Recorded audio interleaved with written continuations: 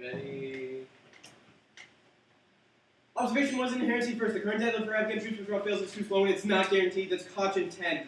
Obama authorized a surge for Afghanistan. He assured his left base that he would start bringing our troops home by July 2011. Now, the only thing that will occur by July 2011 is a re-evaluation of our plans. We should leave Afghanistan as soon as possible because we cannot win there. Allies are abandoning us in droves. We are impeded by new rules of engagement that will not allow us to win. Second, U.S. forces will stay indefinitely. Statements from Petraeus and Obama confirmed. That's equal in 10. Obama made the statement that July 2011 is the date when withdrawal will begin. Now, he is desperately trying to find ways to break that promise. July is not a date when we will be rapidly withdrawing our forces. Obama is starting to distance himself from his withdrawal promise. And the current deadline has created mass confusion. Every dissent about an early U.S. exit is already non-unique. That's Rogan and 10. America's exit from Afghanistan and stakeholders in Washington and throughout the region confusing confusion over the president's timeline process as interested parties interpret the July 2011 date. It was a mistake to put such a date certain for the beginning of withdrawal. The word beginning was lost, and it strengthens the ability of different interests to hedge, which is exactly what they've been doing. Thus, the plan: the United States federal government should phase up to the point of elimination of the United States federal government's forces from Afghanistan. Advantage 1 is Pakistan. First, U.S. troops in Afghanistan increase extremism among the Pashtun people. This destabilizes Pakistan. Polar in 9. The war in Afghanistan is not being won. Indeed, it is not winnable within any practical framework. Senior commanders acknowledge that we are not now winning hearts and minds in Afghanistan. Indeed, we never can, and certainly not at gunpoint. Troops will not turn the tide. They present more American targets for a decade. Will heighten traditional xenophobia against foreigners, tribes, and conventional villages, and all future Taliban leaders. Once rid of foreign occupation, will have little incentives to support global jihad schemes. Only expeditious American withdrawal from Afghanistan will prevent exacerbation of the problem. And U.S. presence is the problem. With withdrawal from Afghanistan is key to checking collapse of the Pakistani state. That's Christoph in 9. The very presence of our forces in the Pashtun areas is the problem. The more troops you put in, the greater the opposition are. Increased presence-based Pashtuns more likely to see us as alien occupiers, and Pakistani coup is feasible. All their evidence is going to be too dated. That's Business Times Singapore in 9. The U.S. has been negotiating agreements with the Pakistani military about the security of its nuclear arsenal. The Americans think that the fundamentalists within the Pakistani military might stage a coup or take control of some nuclear weapons. The general security situation in Pakistan is clearly deteriorating, and state collapse risks take over by extremist entities in Pakistan. That's Huffington in 9. The more we fight in Afghanistan, the more the conflict is pushed across the border into Pakistan. The more we destabilize Pakistan, the more likely is that fundamentalist government will take over and will have Al-Qaeda-like groups with nuclear weapons, and Pakistan's nuclear arsenal is vulnerable. Their safeguards actually leave them more open to terrorist manipulation. That's Persh in 9.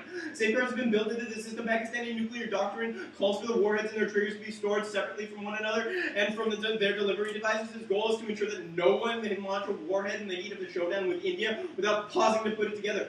But the safeguards meant to keep a confrontation from India from escalating too quickly could make the arsenal more vulnerable to terrorists. And the risk of extremists running Pakistan forces India's hand, causing preemptive nuclear conflict in South Asia. That's reason 1. The prospect of Pakistan being taken over is especially worrisome because it possesses nuclear weapons. A preemptive action by India to destroy Pakistan's nuclear stockpile could provoke a war on the subcontinent. And India-Pakistan conflict is extremely bad. No restraint, smoke yields that risk extinction. That's Romac in June 10. Nuclear bombs dropped on cities in a fight between India and Pakistan would produce a nuclear winter. New analysis revealed that a conflict between India and Pakistan may be capable of regional nuclear conflict today. The climatic response to the smoke was surprising. The cooling might not seem like much, but even a small dip can cause severe consequences with sunlight, precipitation, cold spells, shorter growing seasons, and more ultraviolet radiation would all eliminate agricultural production.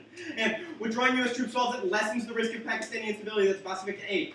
One of history's enduring lessons is that Afghans don't appreciate it when outsiders tell them how to govern their affairs, yet the challenges of pacifying Afghanistan dwarf those posed by Iraq. As a result, efforts to stabilize Afghanistan are contributing to the destabilization of Pakistan with potentially dangerous, devastating implications. No country poses a greater potential threat to U.S. national security than does Pakistan. To risk the stability of that nuclear armed state in the vain hope of salvaging Afghanistan would be a terrible mistake. Rather than committing more troops, the president should withdraw them. Advantage 2 is hegemony. First, U.S. presence in Afghanistan will inevitably hurt American hegemony for 2 reasons: protracted mission failure and large expenses. That's Innocent and Carpenter 9. Myth. Withdrawal would erode America's global status. Many can see the war will be expensive and risky, yet they claim it is worth waging because a withdrawal would make America look weak. They typically draw the wrong lesson that America should never give up after having intervened, no matter what the cost. the more money we spend, the more we'll feel compelled to remain in the country to validate the investment in a similar self-imposed predicament plagued U.S. officials during the war in Vietnam. Unfortunately, a misplaced conception of moral obligation threatened to trap the U.S. in Afghanistan for decades. Overall, remaining in Afghanistan is more likely to tarnish America's reputation and undermine U.S. security than would withdrawal. And our third internal link is strategic reserves. The Afghanistan war depletes the reserve of U.S. ground forces. That this will get exploited by adversaries. It's Friedman and 10. From the grand strategic point of view, the U.S. needs to withdraw from Afghanistan. The U.S. is already committed. The region lacks a strategic reserve of ground forces. The problem is to define how important Afghanistan is to American global strategy, bearing in mind that the forces absorbed in Afghanistan have left the U.S. vulnerable elsewhere in the world. Strategically, it is imperative that the U.S. begins to free up forces and reestablish its ground reserves. And our expenses internal link is vital to hegemony. The Soviet analogy proves that single heart in 5. Afghanistan will give the Soviets far worse, while the Vietnam War was a defeat for the U.S. It was by no means a bankrupting one. The Soviet Union, with its economy collapsing, the U.S. has essentially inflicted a version of the Soviets' Afghanistan on itself. Whether the new team's plans are more or less successful in Afghanistan may prove somewhat beside the point. There is a surefire formula for further disasters unless the new administration took the unlikely decision to downsize the U.S. mission in Afghanistan. The question is no longer when the U.S. is in command, but whether it can get out in time. And Afghanistan is particularly expensive that makes hegemonic decline inevitable. That's Johnson and 9. According to growing consensus of economists and political scientists, it is impossible for the U.S. to continue in that role while emerging as a crippled economic power. No such configuration ever persisted. If present trends continue, we will look back on the Bush years as a death knell of American hegemony. Far bolder cuts in our military expenditures will obviously be required in the very near future if we intend to maintain any semblance of fiscal integrity. And our protracted mission failure in internal link is also important to U.S. hegemony. As Bando and 9 status quo offers little hope in reversing the Taliban's gains. The better policy would be for Washington to begin drawing down its government forces. Jihadists are more likely to attack Westerners when their grievances are ongoing, more likely to attack if the American government is killing more than fewer Muslims in Afghanistan, more of a escalation followed by additional use of conflict, then ultimate defeat would multiply the harm to America's reputation. And U.S. hegemony checks multiple conflicts could each escalate to nuclear levels as Ferguson before. The defining characteristic of our age is not a shift of power upward to supranational institutions, but downward. These are the dark age experiences in a world with a hyperpower. Without a hyperpower might find itself reliving. The trouble is, of course, that this dark age would be an altogether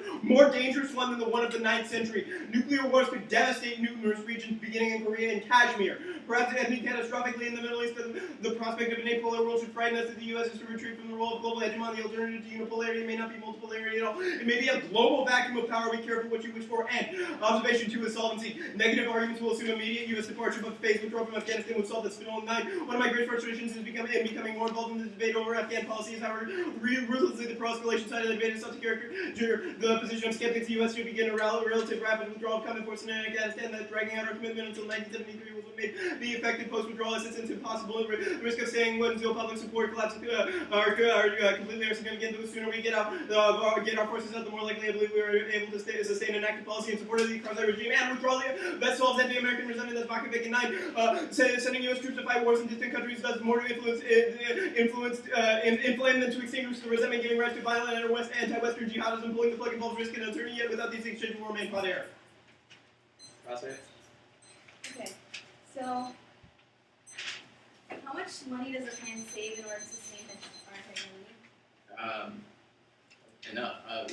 What number are you trying to Like just like how much money does a plan save? Well, it saves enough. I mean, Okay, we're withdrawing from Iraq That's too good. right It's now. not so- enough to make microwaves. Okay, let's move on. Okay, That's all I'm saying. so have you heard about the coup that happened in Pakistan 2 years ago? Didn't happen.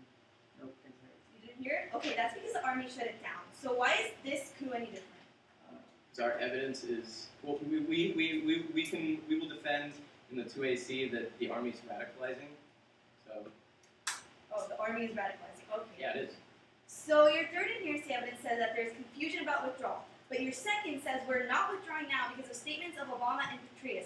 How does this not contradict each other? Because Petraeus and Obama say that we're going to, but no one really believes them. But your evidence is like, there's no way we're going to withdraw, and then your other one is like, there's confusion. So which one is it? Yeah, there's confusion about when we're going to withdraw. Statements that Obama and Petraeus say is that we will not. But no one really knows when. I don't think you understand your evidence, but okay. What does phase out mean? Like, how long will this take? Will we defend? We'll probably defend 12 to 18 months, but we don't defend. 12 to 18 months? Yeah, sure. Okay, and will our hegemony be collapsed in 12 to 18 months? Because, like, we have troops in a lot of other We'll argue that places. we're on the brink now, but reducing military spending and solving strategic military reserves are key. So our 3 internal links, which mean that solving protracted mission Okay, yeah, failure that's good. and cumulative So reserve and what's the military time frame for your expenses. advantages? If it's gonna take 12 to 18 months to withdraw, like won't the Pakistan people get really pissed off? We're still there 12 to 18 months from now. Is there a brink to your advantage? Of course. What's the brink? Wait, I'm sorry. Could you like restate? Alright, so you said it's gonna take about 12 to 18 months to withdraw troops from Afghanistan. I wanna know if there's a brink. Like when will like the Pakistan people get so freaked out that they will like start like causing your impacts? They will. Our evidence states that like as soon as like they see us as such a like threat that they will So why aren't they seen as a threat now? Like, is there a brink? What do you mean? Okay, that's good. like There is a brink. It just our evidence indicates that our fighting with the Taliban is pushing them into Pakistan. Which Right, is but we've been in destabilizing the Afghanistan for a really, really long time. Even your evidence says Yeah, it's but we been haven't been pushed years. focusing on like fighting the Taliban. We've been focusing on these coin operations, which have been like reestablishing like government infrastructure and things like that. And we've also been distracted by World War in Iraq. Right. Okay. I'm done. Okay, it's in the file of practice bay. It's just in the